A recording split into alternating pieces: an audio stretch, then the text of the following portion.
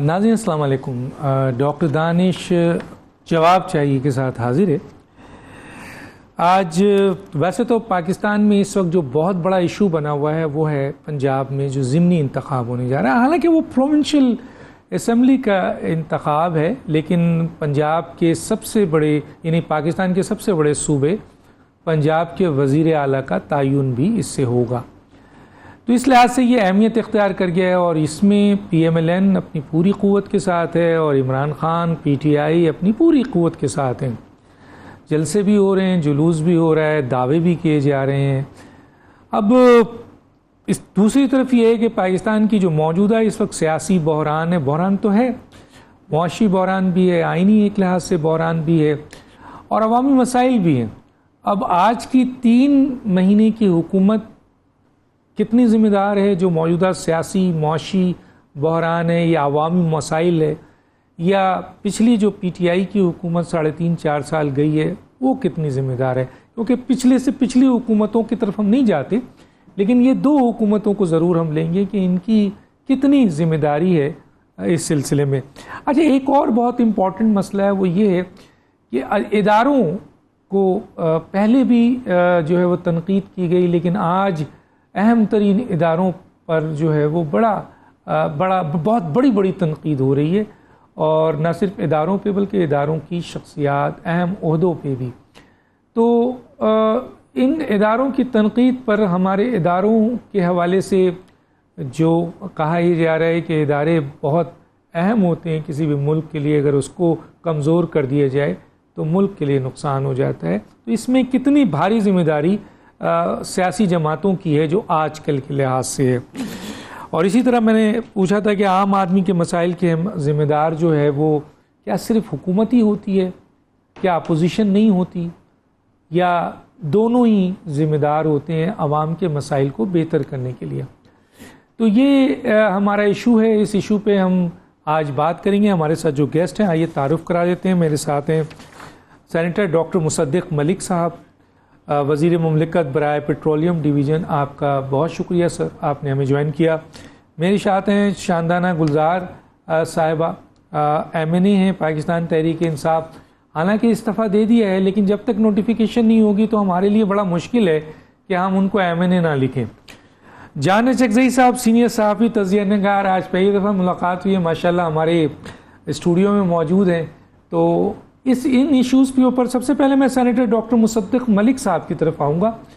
سر، کیا کہیں گے کہ یہ جو اس وقت سیاسی بحران ہے، معاشی بحران ہے، پھر اس وقت جو اداروں پہ بہت سنگین قسم کے حملے ہیں، اداروں کے سربراہوں پہ ہے، اسی طرح سے جو ہے وہ جس طرح کی سیاست ابھی دیکھنے کو مل رہی ہے، عوام کو ریلیف نہیں مل رہا ہے، پچھلی حکومت اس کی کتنی ذمہ دار ہے، یا آپ کی جو موجودہ حکومت 3 مہینے کی ہے وہ کتنی ذمہ دار ہے؟ سر جی، میں سمجھتا ہوں کہ 3 مہینہ کارکردگی کے ذمہ دار تو ہم ہیں، اور ویسے بھی ملک کی جو اس وقت موجودہ سچویشن ہے اس کے ذمہ دار ہم ہیں. اس کی وجہ یہ ہے کہ ہم نے یہ ذمہ داری لی ہے، اور لی اس وجہ سے ہے کہ ملک کو صحیح سمت کی طرف لے جایا جائے، اور وہی کوشش کی جا رہی ہے. اس کو بہت سے مشکل فیصلے کرنے پڑ رہے ہیں، اگر نہیں کرتے تو خدا نخواستہ ہو سکتا ہے ملک بینکرپٹ ہو جاتا. اس وجہ سے بہت زیادہ یہ اہم چیز تھی ہمارے لیے مشکل فیصلے کرنے. پچھلی حکومت کی کارکردگی، آپ پچھلی حکومت شاندانہ صاحب، آپ ان سے سوالات پوچھ سکتے ہیں.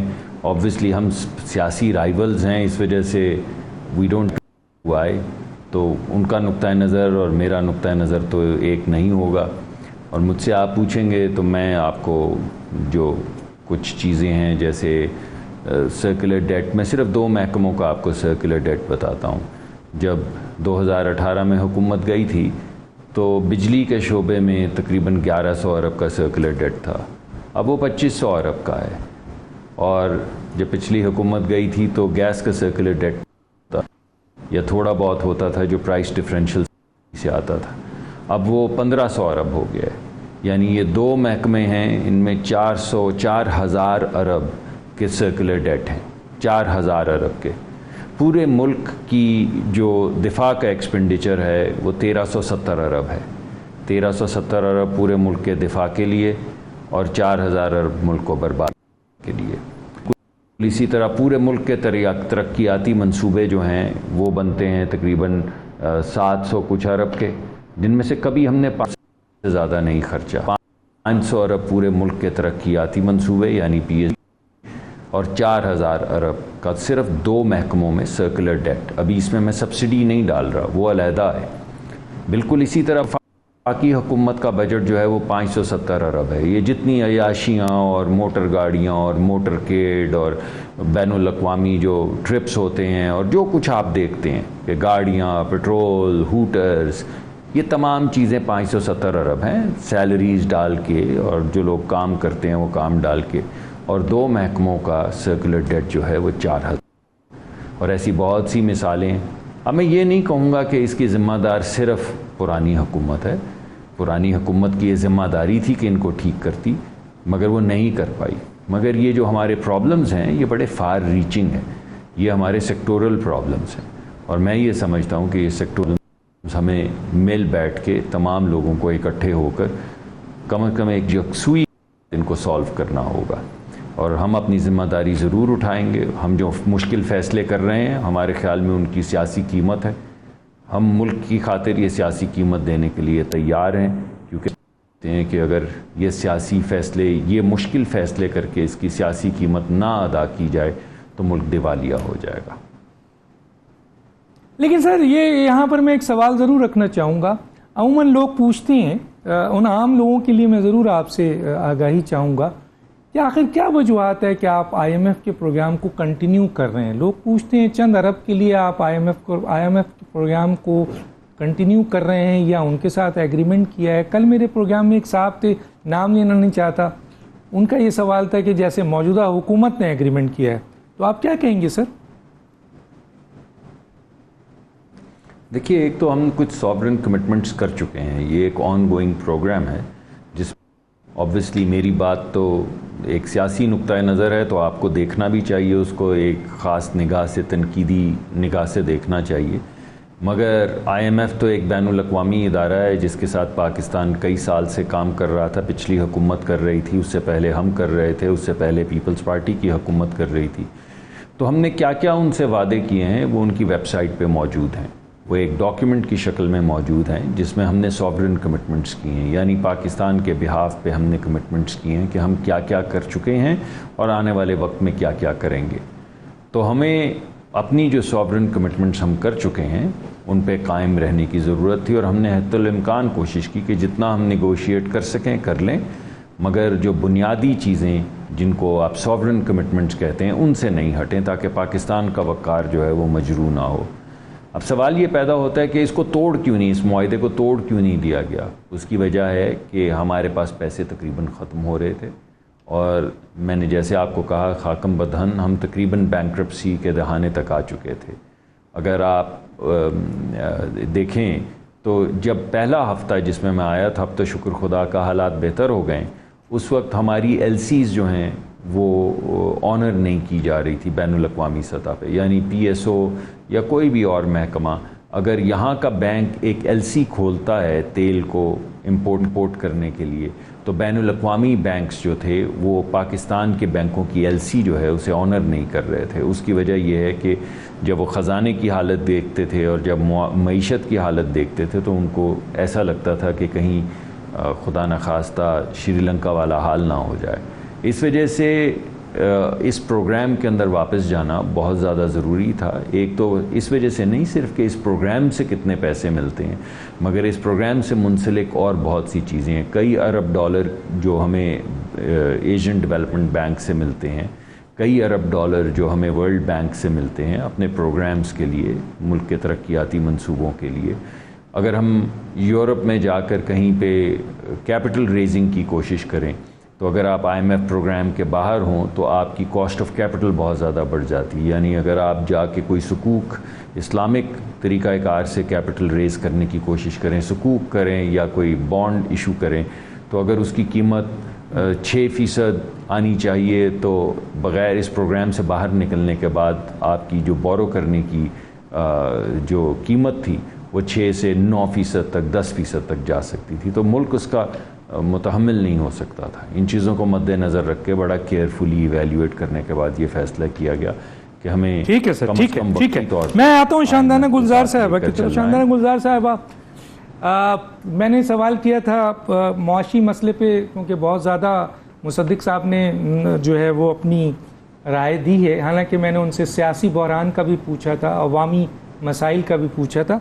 آپ کی حکومت کتنی ذمہ دار ہے اس وقت ملک میں جو معاشی بحران, سیاسی بحران اور عوامی مسائل ہیں؟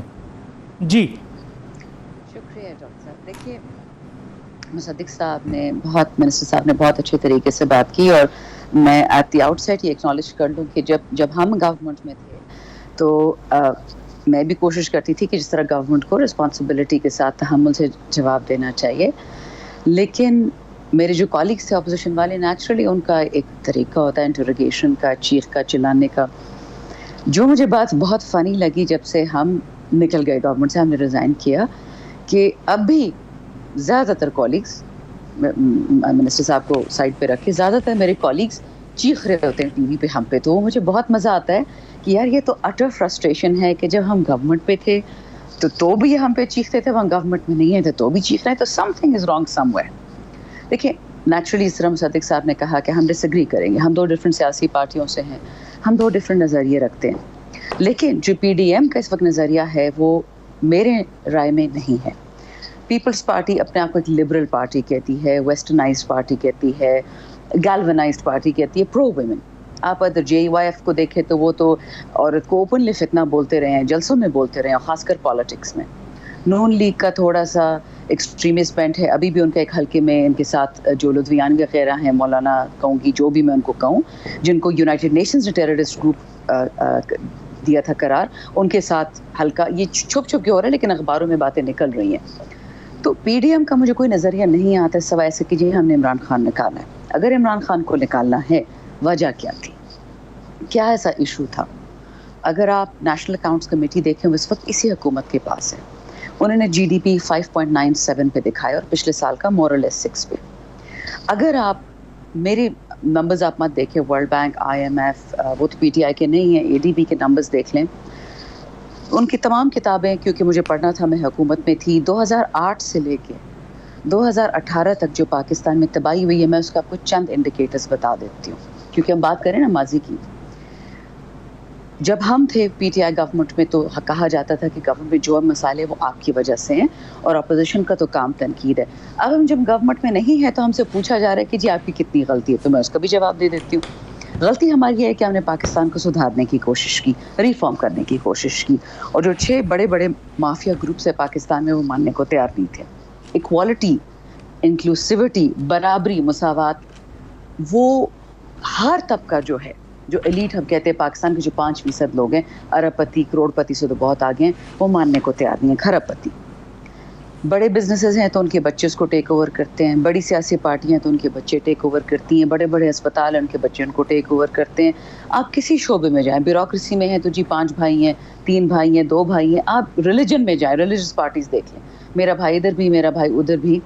بہت پیٹی باتیں میں آپ کو بتا سکتی ہوں. اس وقت پشاور میں خاص کر جو ہو رہا ہے, جو ایک خاص آدمی پولیٹیشین کے جو بھائی اس وقت کر رہے ہیں, ویگوز بھی لے کے جا رہے ہیں منسٹری سے, ڈپارٹمنٹ سے, سٹاف بھی 10-15, لیکن یہ پیٹی بات ہے. اگر میں ان پہ پڑھ جاؤں کہ جی آپ نے یہ کیا, آپ نے یہ کیا. جو میجر ایشو ہے 2008 سے 18 تک, آپ کون سے انڈیکیٹرز میں گرے؟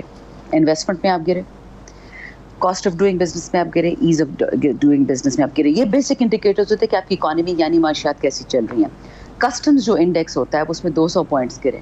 آپ اس وقت دنیا میں تقریباً باٹم 10 میں ہیں کسٹم کلیئرنس کے لیے. کھانے اور اسپتال پہ تو میں آئی نہیں ہوں, نہ میں جوڈیشری پہ آئی ہوں, نہ میں ٹرانسپیرنسی انٹرنیشنل پہ, یا میں کسی بھی چیز پہ آؤں. مسئلہ یہ ہے کہ اس ملک کی جڑیں اکھاڑ دی گئی ہیں. اس میں میں squarely general Musharraf, general Zia, general آیا, ان سب کا بھی دور لاتی ہوں. یہ اوور نائٹ نہیں ہوتا. اور میں آپ کو ایک چھوٹی سی مثال دوں, آپ کا 70% آبادی اس وقت رورل ہے, یعنی دیہاتوں میں رہتا ہے. اور آپ کو پتہ ہے کہ پچھلے 40-45 سال میں تمام جو پیسہ تھا, جو معاشی گڑھ تھا, جو جڑ تھی, وہ دیہاتوں سے لے کے شہروں میں آ گیا. ڈیفینس سوسائٹی بن گئی, فلانی سوسائٹی بن گئی, فلانے کا گھر بن گیا, فلانے کا مال بن گیا, فلانے کی دکان لگ گئی, فلانے نے ریسٹورینٹس لگا دیے. ہم نے کسان کو زمین سے اس کی ناک رگڑ دی. ترین صاحب کیوں پی ٹی آئی سے ناراض ہیں؟ کیونکہ پی ٹی آئی انکوائریز ہوئی تھی. تو یہ کہنا کہ یہ پی ٹی آئی کی غلطی ہے، تو کہنے میں تو آپ سب کچھ کہہ سکتے ہیں، بٹ تھوڑی کتابیں نکالیں، تھوڑا ڈیٹا، تھوڑا انفارمیشن نکال لیں. اچھا، اب آپ نے عوام کی بات کی. آپ مجھے بتائیں آج اس وقت پیٹرولیم کی کیا قیمت ہے؟ ایگزیکٹلی وہی جب عمران خان صاحب نے سبسڈی دی تھی. اور آج تیل کی قیمت کیا ہے؟ عوام کو ایک کپ پاس آن کی، چلو یہ کہتے ہیں کہ جی ہم نے پہلے سے خرید لیے تھے تو ہم بعد میں پاس آن کریں گے. مجھے پتا ہے کہ الیکشن سے 2-3 دن پہلے کچھ گیس، کچھ بجلی، کچھ تیل میں جو ہم نے سننے میں آ رہا ہے کہ سمریز گھوم رہی ہیں منسٹریز میں، وہ کم ہو جائے گا. جیسے الیکشن ختم ہوگا اور ڈیپینڈس کہ کون جیتتا ہے، پھر قیمتیں پھر اوپر نیچے ہوں گی. غم مجھے اس چیز کا ہے کہ پاکستان میں سچ بولنے والے کو شر پسند بولتے ہیں اور جھوٹے کو سیاسی جینیس سمجھتے ہیں. معذرت کے ساتھ اس ملک میں جو بحران ہے، صحیح فرما رہے ہیں مصدق صاحب، نہ یہ 3 مہینے میں ہوا ہے، نہ یہ 3.5 سال میں ہوا ہے. پچھلے 40 سال سے جو لوگ پاور میں تھے. اور ایک آخری بات جو آپ نے پوائنٹ پوچھا کہ جو 3 مہینے کی کارکردگی کا یہ جواب کیوں دیں، تو 3.5 سال کا دیں. پی ٹی آئی کی حکومت کا پہلا مہینہ تھا اور ہم سے کارکردگی کا پوچھا جا رہا تھا. وہ پہلی دفعہ 40-45 سال میں یا 75 سال پاکستان کی ہسٹری میں گورنمنٹ میں آئی تھی. تو معذرت کے ساتھ یہ چیزیں کہنا تو بہت آسان ہے، پروو کرنا بڑا مشکل ہے. لیکن میرے سوال کا جواب مصدق صاحب نے دیا، آپ نے نہیں دیا. میں اس کو دوبارہ پوچھیں، کیا سوال ہے؟ آپ نے جو باتیں کی، میرا سوال یہ تھا کہ کیا 3 سال 3.5 سال آپ ذمہ داری لیتے ہیں معاشی بحران کی؟ کیونکہ انہوں نے تو 3 مہینے کی لے لی. کون سا معاشی بحران تھا 3.5 سال میں؟ بس اتنا سوال ہی غلط ہے میرے بھائی. 3.5 سال میں کون سا بحران تھا؟ کووڈ میں 3 سال میں کوئی معاشی بحران نہیں تھا سر جی. کووڈ تھا آپ کا، پلوامہ تھا آپ کی ایوریج گروتھ نہیں، ایوریج جی ڈی پی کتنی تھی آپ کی؟ جواب میں دوں گی ایوریج جی ڈی پی کتنی؟ آپ کی ایوریج جی ڈی پی کتنی ہے؟ 1 سال کی نہیں، ایوریج جی ڈی پی کتنی ہے؟ سر آپ اگر کووڈ کا پوچھ رہے تو باقی دنیا کی تو -7 میں چلی گئی تھی، ہماری 1.5 سے 1.78 تھی. کووڈ میں پھر بنگلہ دیش پہ جائیں گے ہم، بنگلہ دیش کا نکال لیں گے، انڈیا کا جائیں گے، انڈیا کا پاکستان کا نکال لیں گے. ہم اس طرف نہیں جا رہے. میرا سوال صرف ایک سوال ہے، میرا ایک سوال ہے، اگر آپ اسے دے دیں مہربانی کر کے، آپ ذمہ دار نہیں ہیں جو آپ تو 40 سال کو کہہ رہی ہیں کہ 40 سال والے بھی ذمہ دار ہیں، تو کیا آپ کی حکومت ذمہ دار نہیں ہے معاشی بحران کی؟ صرف اتنا. کون سی معاشی بحران کی؟ آپ کس معاشی بحران کی بات کر رہے ہیں؟ آپ کو مجھے بتائے تو صحیح، کون سا معاشی بحران نہیں تھا حکومت میں تھی؟ آپ کے دور میں معاشی بحران نہیں تھا، آپ ذمہ داری نہیں لیتے. میری بات سنیں، اگر آپ نے ایک اور کوئی پتہ نہیں کہیں سے ٹینجنٹ پکڑ لیا، معذرت کے ساتھ آپ میتھس نکال لیں، سیاست مت کریں، آپ کتابیں نکالیں، کھول کے دیکھیں کہ آپ کی ہر سال جی ڈی پی گروتھ کیا تھی، نوکریاں کتنی تھی، اور خرچے. معذرت کے ساتھ دیکھیں، میں اس وقت پارٹی نہیں ہوں، میرا تو سوال اٹھانا ہے. آپ نے جو بات کی اس پہ میں نے صرف اتنا پوچھا ہے، آپ بتا دیں کہ آپ ذمہ دار نہیں ہیں. میں آگے چلے جاؤں گا کہ آپ کے دور میں کوئی معاشی بحران نہیں تھا. نون لیگ نے جو معاشی بحران کیا ہم اس کے ذمہ دار نہیں ہیں. Simple is that.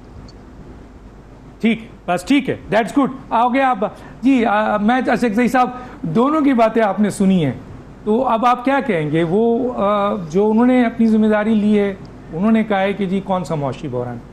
دیکھیے، شاندانہ گلزار صاحبہ میری بہنوں کی طرح ہے، ان کے ساتھ بڑا میرا اچھا سیاسی کولیگ آپ مجھے دیکھ کے بات کرنی پڑے گی، لیکن جب تقریر کرنی پڑے گی تو ادھر جانا پڑے گا. ان کے ساتھ بڑا میرا احترام کا رشتہ ہے، اور وہ پی ٹی آئی میں بڑی سوفسٹیکیٹڈ لیڈر کے طور پہ ایمرج ہوئی ہے. اچھا، مصدق ملک سے آپ کا اچھا رشتہ نہیں ہے؟ مصدق میرے سیاسی کولیگ رہے ہیں، وہ تو بڑے پالش اور نائس، دونوں ہی نفیس لوگ ہیں. اب پی ٹی آئی کا ریکارڈ ڈیفینڈ کرنا آسان کام نہیں، اور میں اپریشیٹ کرتا ہوں کہ شاندانہ گلزار صاحبہ کس طریقے سے یہ ریکارڈ ڈیفینڈ کر رہی ہیں. پی ٹی آئی، اگر آپ 2-3 اس پہ میں کوئکلی آپ کو گنواؤں تو آپ کے سامنے آ گیا. کرپشن کے سب سے بڑا جو کمپین تھا پی ٹی آئی نے لانچ کیا تھا.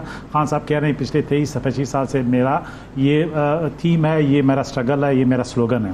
لیکن کرپشن آپ کے پچھلے 4 سال میں، پچھلے 3.25 سال میں بڑے اسکینڈل سب آپ کے سامنے ہیں. گوگی اسکینڈل آپ کو معلوم ہے کہ کیا ہے، ہمارے سامنے تھا.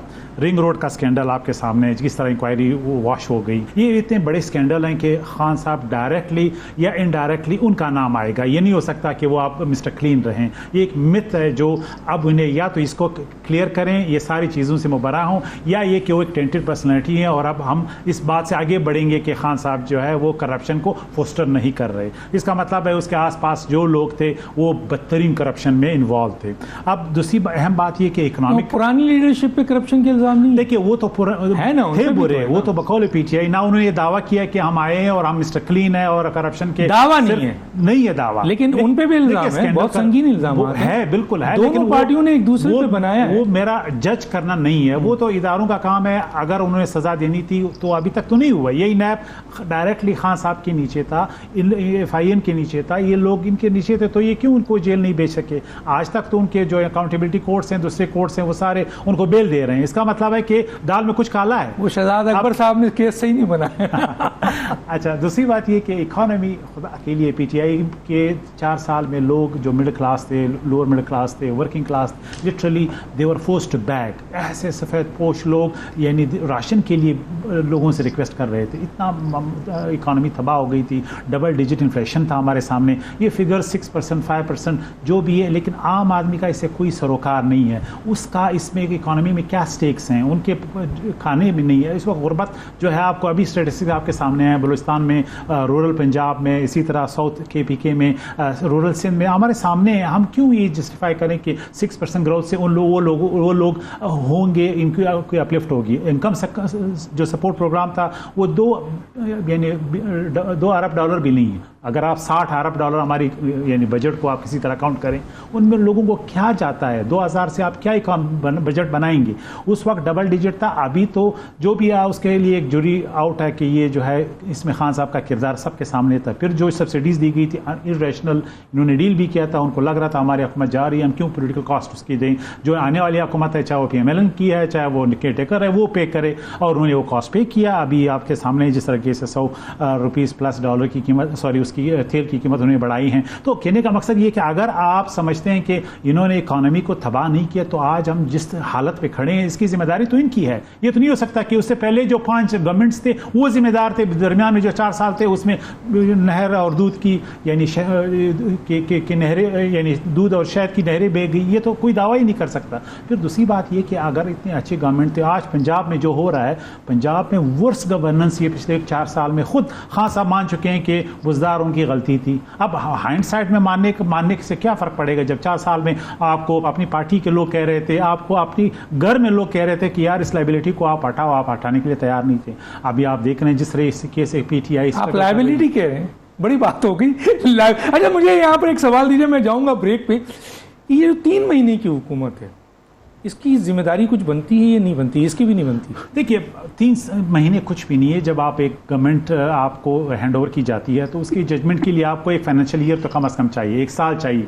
3 महीने में तो आप बुक्स पढ़ते हैं, रीड करते हैं, आप स्ट्रेटेजाइज करते हैं, स्ट्रेटजी बनाते भी आपको टाइम लगता है। लेकिन जिस क्राइसिस में पाकिस्तान इस कॉलिशन गवर्नमेंट को हैंड ओवर किया गया वो अनप्रेसिडेंटेड था। वो तारीखी तौर पर हम उस हालत में थे। वाकई डॉक्टर मुसद्दिक मलिक साहब ने कहा कि हम श्रीलंका की पोजीशन पे पहुंच गए थे। अल्लाह ना करे मेरे मुंह में खाक, हम पाकिस्तान को कंपेयर ही नहीं करना चाहिए था। लेकिन लिटरली जो हमारी हालत थी वो थी, अफगानिस्तान इस वक्त हमारे बैकग्राउंड में नहीं था, अमेरिका के साथ ताल्लुकात ख़राब थे, MBS सऊदी अरब के साथ ख़राब थे, UAE के साथ ख़राब थे, चाइना CPEC के हवाले से ख़राब थे। आप फॉरेन रिलेशन पे चले गए। लेकिन सवाल ये पैदा होता है कि ठीक है, 3 महीने में आप उस प्रोग्रामिंग को आपने कंटिन्यू किया जस्ट बिकॉज ऑफ एग्रीमेंट, मान लिया थोड़ी देर के लिए कि आज भी जो कुछ है पिछली हुकूमत के हवाले से या 70 साल की हुकूमत के हवाले भी उसमें शामिल कर लें। लेकिन कुछ पॉलिसीज़, मैं इधर मुसद्दिक साहब की तरफ जाऊंगा कि आदमी कुछ ऐसी चीज़ देता है जिससे आम आदमी को रिलीफ मिलता है, कुछ पॉलिसी बनाता है, कुछ ऐसी चीज़ें सामने ला कर देता है जिसकी बुनियाद से एक आम आदमी को नज़र आ रहा होता है कि चलें जी, ये प्रोग्राम में तो हम रहेंगे लेकिन हमें हुकूमत इन सेक्टर्स में रिलीफ दे रही है। वो भी तो पॉलिसी नजर नहीं आई। PMLN लेड गवर्नमेंट है, क्योंकि इनके पास फाइनेंस मिनिस्ट्री है। अब इन पे सारे जो ऑब्जर्वर्स इंडिपेंडेंट वो ये कह रहे हैं कि ये एनफ रिफॉर्म्स नहीं है। وہ لوگ جو ایلیٹ ہے ان پہ یعنی ان کے پاکٹ پہ انہوں نے ہاتھ نہیں ڈالا. جو آپ کے لینڈ لارڈ ایگریکلچر ایلیٹ ہے ان پہ ہاتھ نہیں ڈالا گیا. اسی طرح جو سیکٹرز ہمارے جو باقی سیکٹرز ہیں اس میں بھی ایسے گروپس اور طبقات ہیں جو سیو کیے گئے, لہٰذا وہ بھی ایک ڈراسٹک. لیکن کیا پولیٹیکل اب دیکھیں نا, شوگر کے حوالے میں یہ کہا جا رہا ہے کہ 80 اس وقت جو لاکھ ٹن شوگر جو ہے وہ موجود ہے. آپ کی ریکوائرمنٹ جو ہے وہ فرض کیجئے 60 لاکھ ہے, 20 لاکھ آپ کے پاس بچی ہوئی ہے. آپ کو 1.5 بلین ٹینڈر ابھی آپ نے دیا تھا گندم کے حوالے سے. اچھا گندم آپ کی جتنا آپ پیدا کر رہے ہیں اتنا کنزیوم ہو رہی ہے, لیکن سوال یہ ہے کہ پھر آپ ایکسٹرا کیوں منگا رہے ہیں؟ پھر آپ کہتے ہیں کہ جی گورنمنٹ کے ریٹ نہیں ہے, اسمگلنگ ہو جاتی ہے. اب وہ ڈیمانڈ کرتے ہیں کہ جی آپ گندم کے اوپر سے حکومت کو ہٹا لیں, ٹھیک ہے. دوسری طرف جو ہے وہ اگر 1.5 بلین ڈالر جو آپ کے پاس پیسہ نہیں ہے, آپ گندم کہاں سے خریدیں گے؟ وہ کہتے ہیں چینی جو ہے وہ موجود ہے, آپ چینی میں سے 20 میں سے 5 ریزرو رکھ لیں, جو ہے آپ کی جو وہ ہے ایمرجنسی کی بنیاد پہ 15 بیچ دیں, 1 بلین ڈالر آپ کو مل رہا ہے. تو گورنمنٹ اس طرف کیوں نہیں جاتی ہے؟ دیکھیے میں آج کی گورنمنٹ کی پھر بات نہیں کر رہا, جو بھی گورنمنٹ ہے چاہے وہ پی ٹی آئی کی تھی یا ماضی میں تھی یا آج کی, ہم ایک ایگریکلچر ملک ہے, یہاں پہ ویٹ, دالیں, شوگر امپورٹ کرنا یہ کفر ہے میری حساب سے. کفر ہے نا, بالکل. تو اس میں سبھی انوالو ہے. میں ایک چھوٹے سے بریک میں جاؤں گا, لیکن ایک بات کرتا ہوا جاؤں اپنے مہمانوں کے سامنے. اکانومی کے حوالے سے یا کسی بھی شعبے کے لحاظ سے ہم اپنا پورا ہوم ورک رکھتے ہیں, لیکن ہم کاؤنٹر نہیں کرنا چاہتے. ہم چاہتے ہیں کہ جو گیسٹ ہمارے ہوں وہ اپنا پوائنٹ آف ویو دیں. ہاں جو سوال ہے وہ ہم ضرور چاہتے ہیں اس سوال کا ہمیں جواب یس اور نو میں مل جائے. ایک چھوٹا سا بریک, پھر واپس آتے ہیں.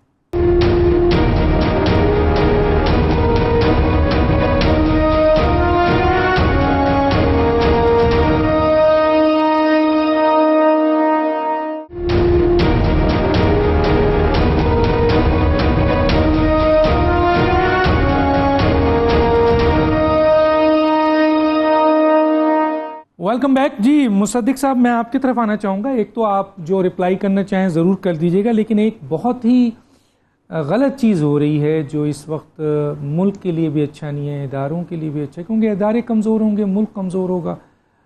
تو اس پر آپ کمنٹس دیجیے. بہت سخت قسم کے اداروں پر سنگین الزامات آ رہے ہیں, چاہے وہ الیکشن کمیشن ہو, چاہے وہ انتظامیہ ہو, چاہے وہ حساس ادارے ہوں, چاہے وہ ہمارا فوج ادارہ ہو, چاہے عدلیہ ہو.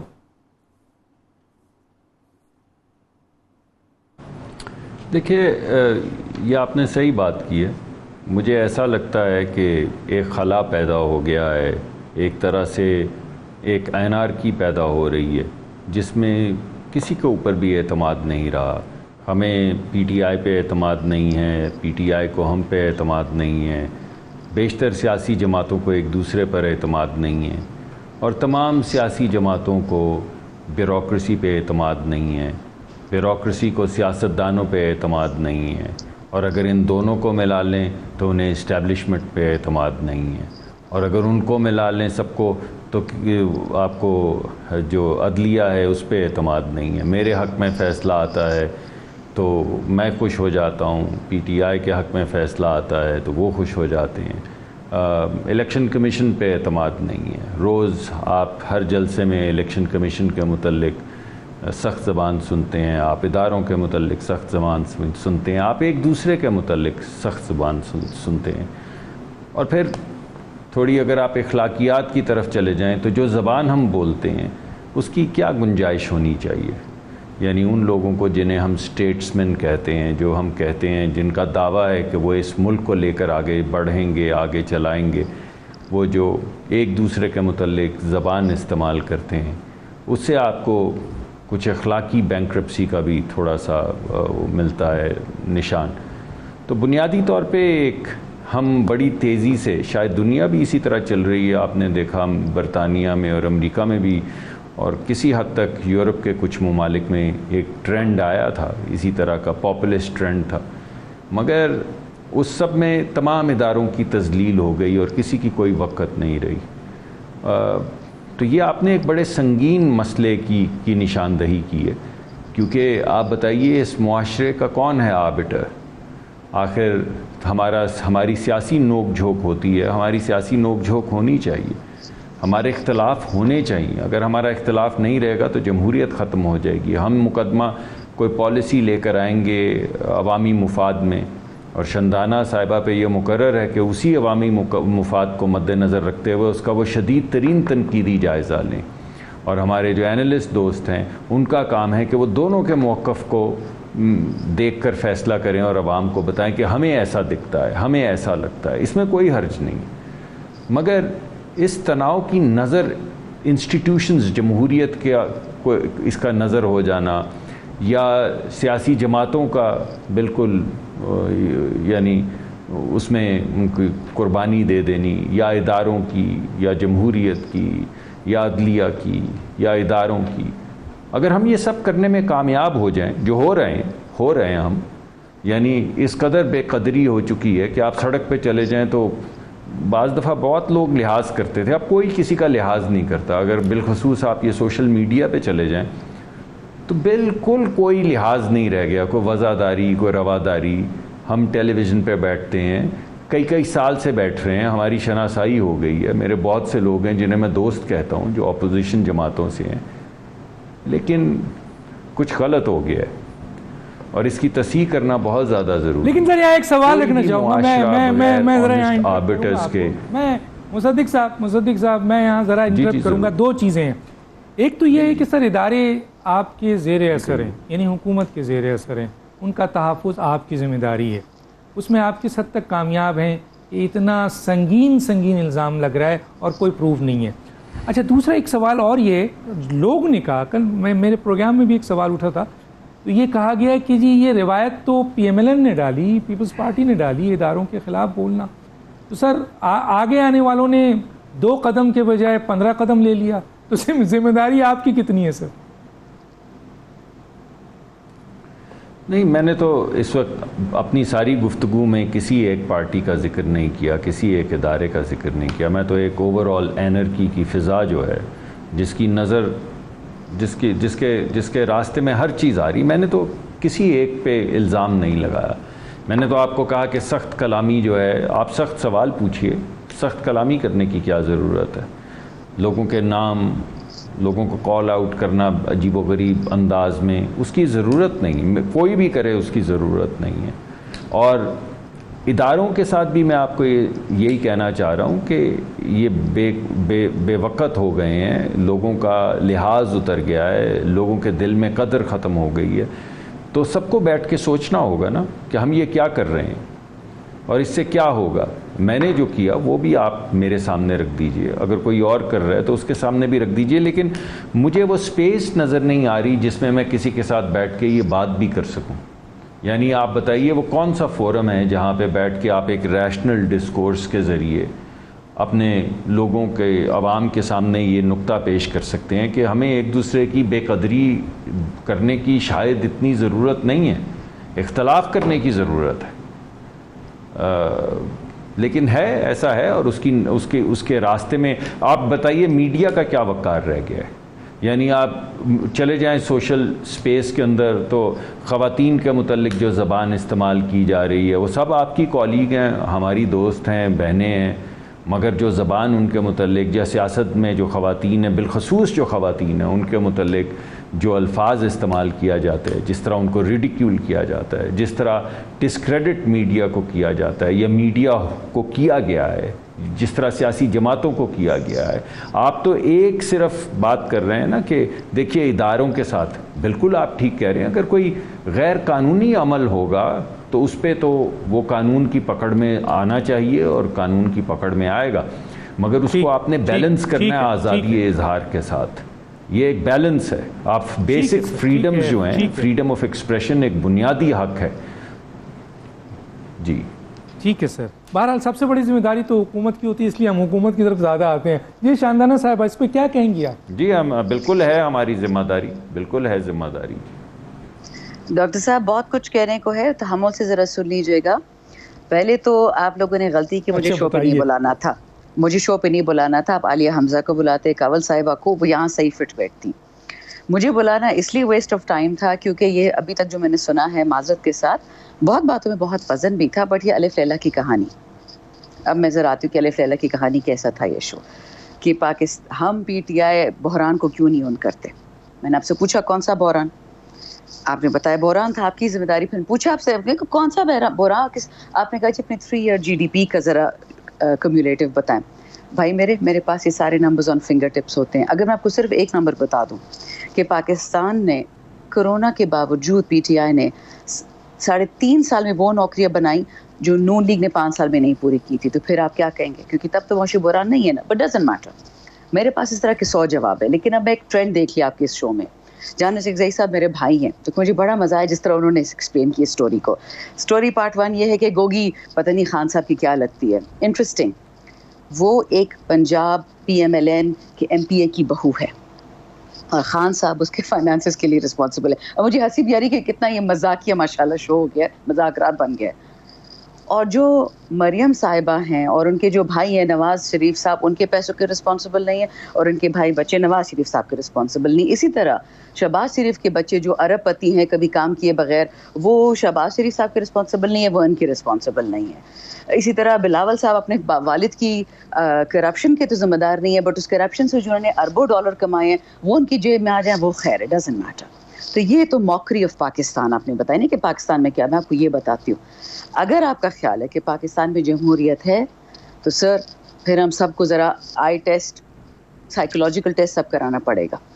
इस वक्त तमाम ना होनहार बच्चे, ना काबिल बच्चे जिन्होंने ज़िंदगी में एक दिन कहीं नौकरी नहीं की, वो सब या इदारों में लग गए हैं, या उनको ओहदे मिल गए हैं, या वो जाके सारा दिन मरियम साहिबा इन पर्टिकुलर, उनको गवर्नमेंट की गाड़ियाँ दी जाती हैं कि जी आप इनको लेके जाएं परेड में। तेल तो महंगा है नहीं, वो तो जा रही होती हैं। अच्छा, इखलाकी की आपने बात की, मैं जान साहब की और बातों पे, करप्शन पे। जहांगीर तरीन ने नून लीग इसलिए ज्वाइन की, या पीपल्स पार्टी है जो भी ज्वाइन किया है, कि खान की हिम्मत कैसी हुई कि मुझ पे 3 दफ़ा FIA के केसेस करवाए। जो आपने बात की नैब की चेयरमैन की, मैं बिल्कुल एग्री करती हूँ जान शेखज़ई साहब से। जब आप मंजूर पश्तीन तो वैसे भी सबका दुश्मन है, मंजूर पश्तीन ने कुछ खवातीन की शिकायतें की थी जब ये नैब चेयरमैन हेड था मिसिंग पर्सनस कमीशन का। इसको PTI ने नहीं लगाया था, इन लोगों ने लगाया था। नैब का चेयरमैन भी इन लोगों ने लगाया था, PTI ने नहीं लगाया था। और वो मंजूर पश्तीन कहता था, अलेज करता था कि करंट नैब चेयरमैन ये खवातीन को हरास करते हैं। तो इन लोगों ने इनको प्रमोट किया, मिसिंग पर्सन चेयरपर्सन से उनको ले आए नैब पे। तो माजरत के साथ साथ जनरल लगाए थे, उनसे आप पूछ लेना। अच्छा, फिर जान साहब ने बहुत बातें की जी, इर्द गिर्द बहुत सारी करप्शन थी, नाम लें, उनको अरेस्ट करें। हमारा जो भी आपको मिनिस्टर, MNA, MPA चोर लगता है, आपके हाथ में तो सारे इंस्टीट्यूशंस है, उनको पकड़ लें। आपको हम रोक सकते हैं? आप कहते हैं खान चोरी करता है, खान करप्ट, आपको इस वक्त कौन रोक सकता है? हम तो बाहर बैठे। और मैंने तो उस दिन बता दिया 10 TV शोज़ पे कि खान साहब बस समेत उनके सेनेटर्स, MNAs और MPs 500, 550, 600 लोग बनते, बंद करते जेल में, और 10 साल हमें PTI को काम ही ना करने दे। आप क्या इस मुल्क को ठीक कर सकते हैं? एक सेकंड के लिए नहीं कर सकते।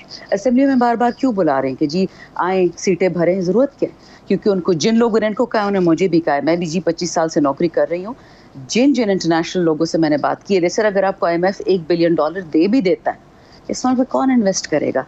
असेंबली 2 लोगों पे खड़ी है, सब ने ये बोला है कि या तो भरो इस असेंबली को और या नया इलेक्शन कराओ। खान साहब तो बहुत परफेक्टली कंफर्टेबल पोजीशन में हैं। जितनी तबाही इस मुल्क में बढ़ती जाए कि ना कि नशोरियों अगले 6 महीने और भी तबाह करेंगे। कराची तो आपने देख लिया। हमारा फ़ायदा है चुपचाप करके बैठने में, जलसे करने में।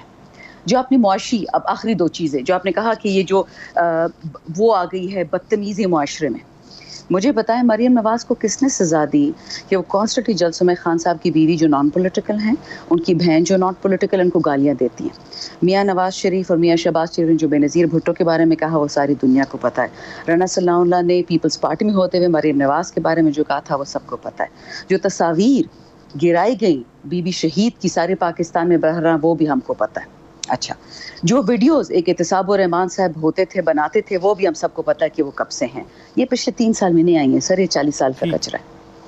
अब आते हैं मुआशियात पर। कहते हैं ना कि ये जो इंटॉलरेंस ग्रो कर रही है, मुझे ये बताएं, जब तक आइन का आर्टिकल 13, 14, 15, 16, 17 आप ख़त्म नहीं करते, आप पब्लिक ऑपोजिशन और पब्लिक डिस्प्ले ऑफ एंगर को या एजुटेशन को नहीं ख़त्म कर सकते। इनका माशाल्लाह होनहार इंटीरियर मिनिस्टर, जिस पे खुद 18-20 कत्ल के केस है, वो कहता है कि जो बंदा मिनिस्टर के या गवर्नमेंट के खिलाफ एहतजाज करेगा उसका हम ID कार्ड ब्लॉक कर देंगे।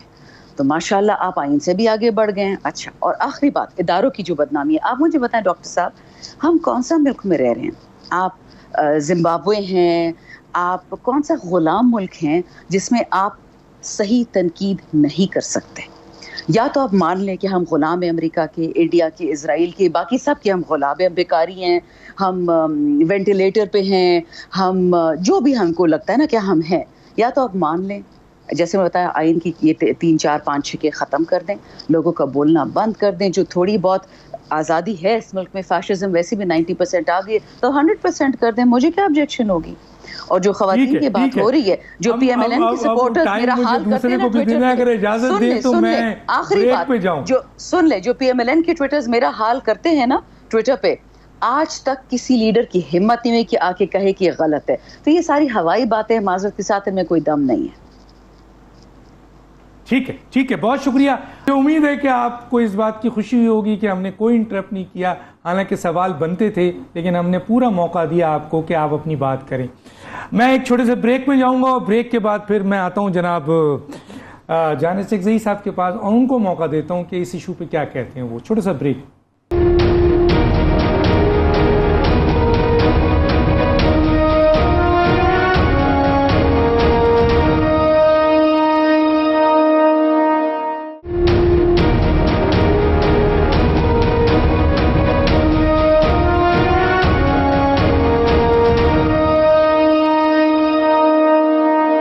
ویلکم بیک ناظرین. جی جہانت اکزئی صاحب کیا بولتے ہیں؟ دیکھیے شاندانہ گلزار صاحبہ میری بہن ہے, لیکن جو خان صاحب استعمال کرتے ہیں لینگویج, زبان, میں ریپیٹ نہیں کر سکتا اپنی بہن کے سامنے, اور آئی ایم شیور کہ میں چیلنج کرتا ہوں اپنی بہن کو, وہ بھی ریپیٹ نہیں کر سکتی ایسے لینگویج استعمال کرتے ہیں. ایک بات.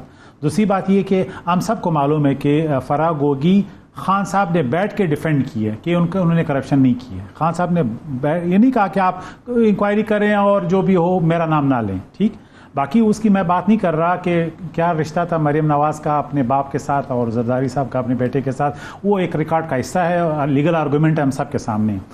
تیسری اہم بات یہ کہ اگر ہم یہ کہہ رہے ہیں کہ واقعی پی ٹی آئی کے دور میں جو ہم ڈیٹا دے رہے ہیں اس میں غربت میں اضافہ نہیں ہوا, اس میں انفلیشن ڈبل ڈیجٹ پہ نہیں پہنچا, اس میں عام آدمی کے مسائل اس وقت یعنی ناحل تھے, تو میں کہہ رہا ہوں پھر ہم یقیناً ہم صرف اسپننگ ہی کریں گے, پھر تو ہم 2 اکانومسٹ بیٹھ کے یہاں پہ فگرز دیں گے, لیکن اس تمام فگرز میں عام آدمی کا ویلفیئر ہم سب کو معلوم ہے بہت زیادہ متاثر ہوا. اس میں کوئی دو رائے نہیں, نہ میں کوئی اس میں ان بائسڈ آپ کو, یعنی وہ بھی میں آپ کو ویسے سر بہت سارے لوگ اکانومی اور ایک اسٹیٹسٹکس کی ڈیفینیشن نہیں سمجھتے, معذرت کے ساتھ. ایگزیکٹلی. اچھا, اور آخری بات میں یہ کہوں گا کہ آخری نہیں, بہت کچھ بولنا ہے سر, میں نے تو اداروں کے متعلق بھی پوچھنا ہے. اچھا, باقی یہ کہ جو لینگویج اب اداروں کے بارے میں ہم سب کو معلوم ہے, خان صاحب نیوٹرل کس کو کہہ رہے ہیں, خان صاحب ایکس کس کو کہہ رہے ہیں, وائی کس کو کہہ رہے ہیں. اب میں بھی, اب میرا آپ کو میرا موقف معلوم ہے کہ خان صاحب اب بھی لاڈ لیں, اب بھی ادارے ان پہ مہربان ہیں. یہ کوئی اگر اور P T I P M L ہوتی تو سب جیل میں جس طرح تھے, پیپلز پارٹی والے سارے جیل میں تھے, لیکن اب پی ٹی آئی والوں کو جو ہے وہ میں حیران ہوں, 15 کیسز میں ان کو جو ہے ضمانتیں ملتی ہیں, 15 کیسز میں ان کو جو ہے بیل وہ ہوتی ہے. باقی لوگوں کو جس طرح رگڑا نیب نے, باقی اداروں نے, ہم سب کے سامنے ہیں. لیکن اب اگر یہ بات کہیں تو یہی بات آ گئی کہ ہم مسٹر کلین ہے, وہ کرپٹ تھے اس لیے ان کو جانا پڑا. لیکن بہرحال پولیٹیکل نیریٹو اپنی جگہ پہ, ہم جو بھی کہیں ایک سیاسی پارٹی کے طور پہ پی ٹی آئی نے سنگین غلطیاں کی ہیں. پی ٹی آئی نے اس پورے اپوزیشن کو دیوار سے لگایا, ان کو جیلوں میں ڈالا, اور یہ خان صاحب کا ایک نیریٹو ہے کہ میں نے ان سب ڈاکوؤں کے بقول سارے ڈاکو اور چور ہیں. اب اگر آپ سب لوگوں کو ڈاکو اور چور سمجھتے ہیں پھر تو اس ملک میں اپوزیشن ہے ہی نہیں, جمہوریت ہے ہی نہیں, صرف آپ ہی مسٹر کلین ہیں, آپ ہی فرشتے ہیں, آپ ہی سب کچھ ہیں. تو یہ بھی ایک سنگین الزام ہے کہ آپ کہتے ہیں صرف ہم ہی کلین تھے, باقی سارے چور اور ڈاکو ہیں. اس کا بھی کوئی لاجک نہیں ہے. اگر میں چور ہوں تو ایک انڈیویجول بھی ہو سکتا ہے, آپ کی کیبنٹ میں بھی لوگ ہو سکتے ہیں, دوسرے لوگ ہو سکتے ہیں. جس طرح آپ ڈیفینڈ نہیں کرنا چاہتے ہیں, وہ لوگ بھی اپنے مسٹر یعنی جو کرپٹ ہے ان کو کوئی بھی ڈیفینڈ نہیں کرنا چاہتا. کوئی بھی پارٹی, کوئی بھی لیڈر نہیں چاہتا کہ ان کے نام کے ساتھ کرپشن آئے, ان کے نام کے ساتھ ایسے یعنی غلیظ القابات آئے. تو کہنے کا مقصد یہ سیاسی بیانیے کے طور پہ تو آپ چوکوں میں کہہ سکتے ہیں, لیکن عملی طور پہ آپ نے صرف اپوزیشن کے لوگوں کو جیلوں میں ڈالا اور پورے 7 سال ڈالا, 4 سال ڈالا, اور ابھی بھی ادارے اتنے مہربان ہیں کہ آپ کو کچھ نہیں کہہ رہے ہیں. حالانکہ یہ اگر کوئی اور لیڈر کہتا, ایک گجرانوالہ جلسے میں مریم نواز صاحبہ نے, نواز شریف نے ایک اسپیچ کی, اس کے بعد پھر ان کا کیا اشار ہوا. لیکن یہاں پہ روزانہ کسی کو جو ہے کیا کیا القابات استعمال ہو رہے ہیں, میں مناسب رپیٹ نہیں کرنا چاہتا, کن اداروں کا نام لیا جا رہا ہے اس کو بھی میں رپیٹ نہیں کرنا چاہتا, ہم سب کو معلوم ہے.